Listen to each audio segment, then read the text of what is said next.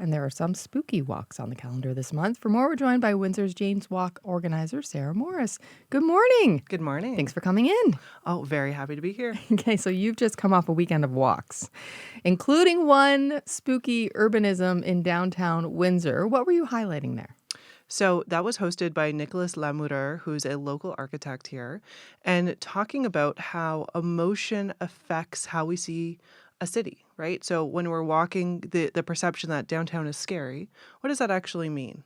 Right? Is it how we feel about the built environment around us? And he really highlighted what are things that we can do differently, right?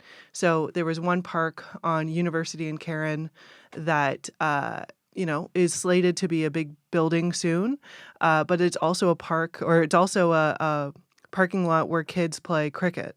So I live in the neighborhood and I often see that. So it's just very interesting about how one parking lot can be someone else's park, can be someone else's future place where they're living, right? So it was a really fun walk to explore how we really see the world and how that we can shape the world, right? We don't need to be shaped by it all the time. How long are the walks typically? They are 1 hour long, and this is really a sampler plate for our Springtime Festival. So our Springtime Festival is totally free, and it has about 30 different events. So that happens in April and May, but this is our fundraiser. So this fundraiser in October features 5 walking tours that really feature what you can expect in our spring festival. But they are ticketed events that are fundraising for our spring festival. So we have 3 more this weekend: a nature walk, a history walk, and a folklore walk. How much are they?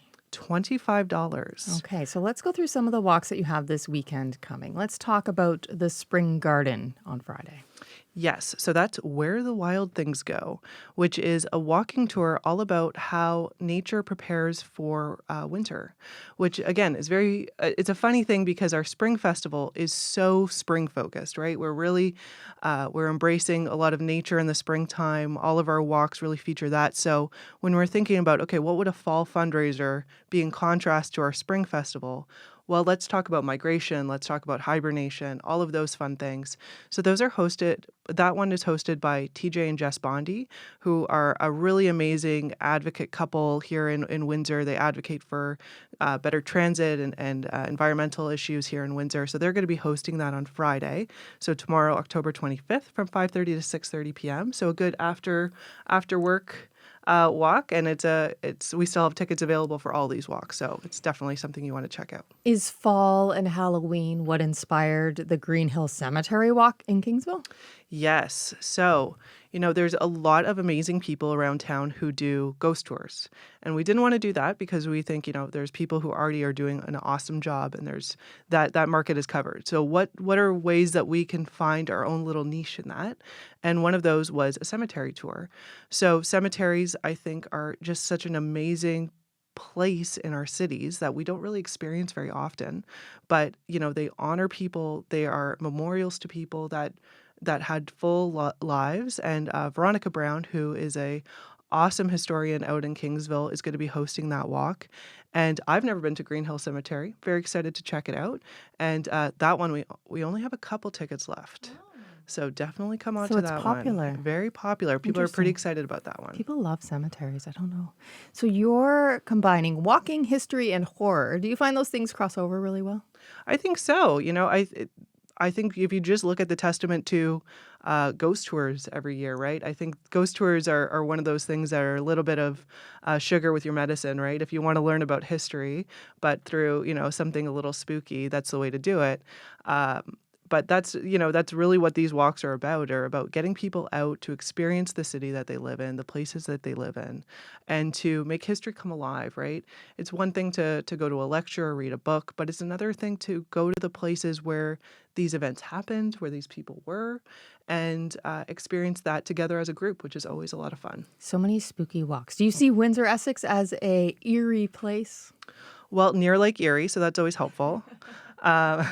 Smart, so witty. I try my best this early in the morning. But we're one of the oldest European settlements in Canada. We're the oldest west of Montreal. So this is, a place with a ton of history. and a lot of stories. And, with all stories comes a little bit of scariness, a little spookiness. My walk on Saturday is called Folklore au Coeur, which is the French version of the walk I hosted last week, all about the history of folklore in the region and the stories that we've been telling here for centuries. If someone's interested in attending, where can they get tickets? WindsorJanesWalk.ca, or if you Google Windsor Janes Walk, you can find us pretty easily. We're also on Facebook. Tickets are $25. We still have tickets available for this weekend, but they're scary. They're going to be coming a little limited. So, you want to get your tickets sooner than later. They're hot and haunting. Thank you so much for coming in this morning. I appreciate this. Always a pleasure. Thanks for having me.